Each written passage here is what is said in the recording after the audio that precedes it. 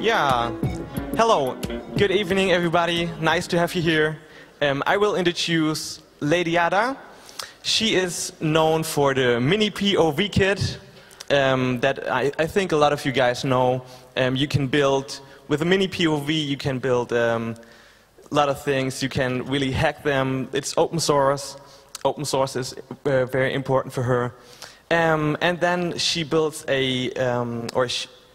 one of her many projects is a phone jammer. So this device plugs mobile phones. And yeah, you're going to have a lot of fun. Please give Lady Ada a warm welcome. Thank you. Hello.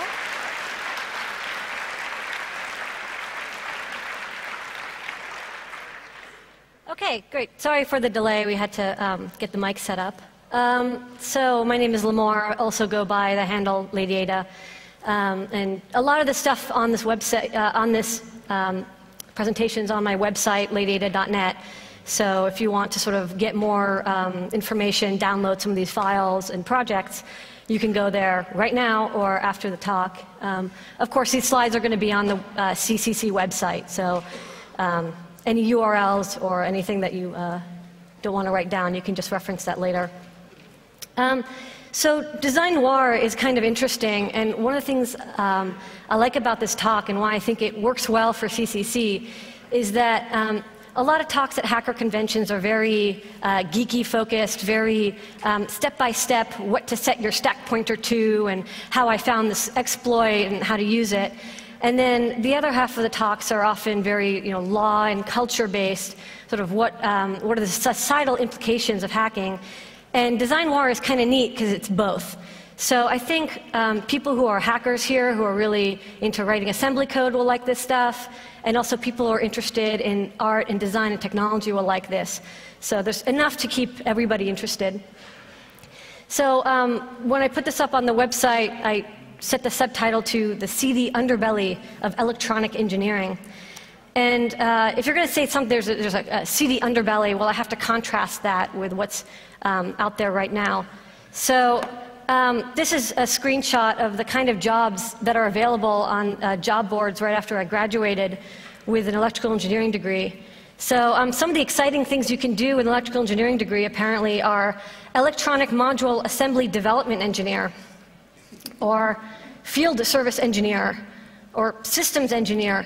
I mean, some of these jobs are probably pretty interesting, but one of the things about electrical engineering is I think because the industry is so successful, a lot of people get into these jobs that, well, they don't really do a lot of art or socially effective technology. They're kind of stuck working at this company designing MRI magnets. And so when I graduated, I just didn't want to do this, so I decided, well, let's see what else you can do with electrical engineering.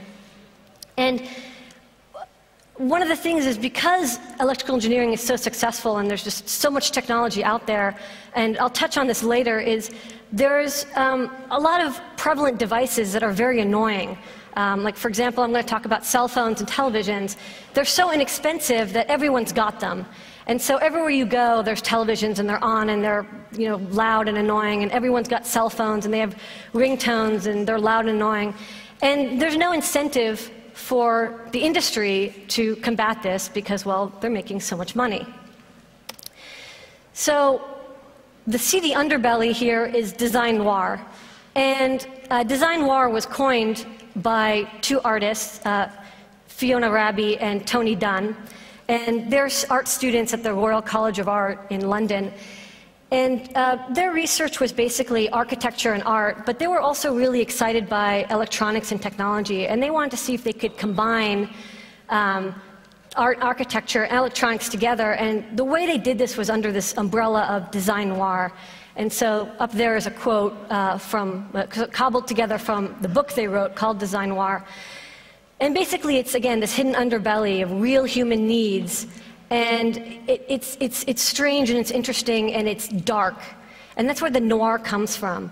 So design noir is a combination of design, of architecture, art, and technology, and noir, which is this seedy underbelly. So of course, this comes from film noir. I have a slide here from a movie called Hidden Desire.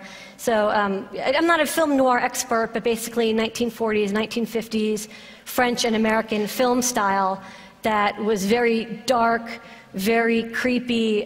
Many of the characters were sort of anti-heroes.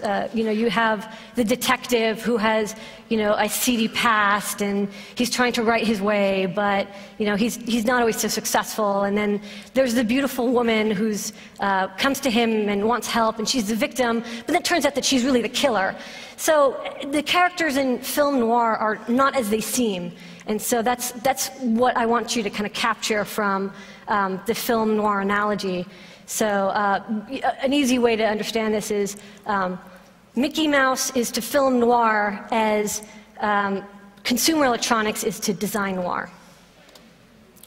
So Dunn and Rabi, when they wrote this book, Hertzian Space and Design Noir, they were the PhD theses at the Royal College of Art. And they were architects, so they sort of approached this from a conceptual view. And their thesis was actually about people who were scared of electronic waves. So people who were afraid that they'd get cancer from using their cell phone, or that their television was actually affecting them, that the electromagnetic waves from their screens were affecting them psychologically and physically. So they designed, these are two art projects. The project on the left is called the Faraday chair, and it's a copper mesh enclosed chair, and you crawl inside of it, and because it's a Faraday cage, you're protected from these evil electromagnetic waves. And I guess you need a gas mask for some reason. And then on the right, there's the electro draft excluder, and so they said this is sort of a portable shield, and they said the cones are designed to reflect electromagnetic waves. Now, these don't actually work, right? These are conceptual pieces. These cones don't work that way. But that's their approach because they were architects. But I'm an engineer because I studied electrical engineering. So I'm going to present more functional prototypes of design noir. So this is one of my favorite examples. This is the no contact jacket. There's a website like nocontact.com. And this was done by Adam Witten and Yolanda Nugent from CAVS, the Center for Art and Visual Studies at MIT. And this jacket they built one, and it's a woman's jacket. And the bottom layer is fleece. And then on top of that, there's an insulating neoprene rubber layer. And the outer layer is this metallic fabric that has high voltage wires woven into it. And so the woman, you'll see in the next photo a more detailed picture, but on the cuff, there's a button. And if she's worried that someone is about to grab her or attack her, she presses the button, and a 500-volt AC generator turns on and electrifies the jacket. Yeah. So, and they actually built this. So here is sort of some more images from a video. Guy grabs her and gets electrocuted. And then you can see sort of at the bottom right there the button. And there's actually a key, so you have to actually put the key in and turn it to turn it on. And then on the left, they actually built a Jacob's ladder, so it actually electrifies, so you can tell when it's on. So, and this guy is an artist, so he has an artist statement. But basically what he's trying to say is, for much of human history, female clothing has been constricting and turns women into victims. It's very hard to run away from someone if you're wearing high heels or if you have a corset on or a huge dress.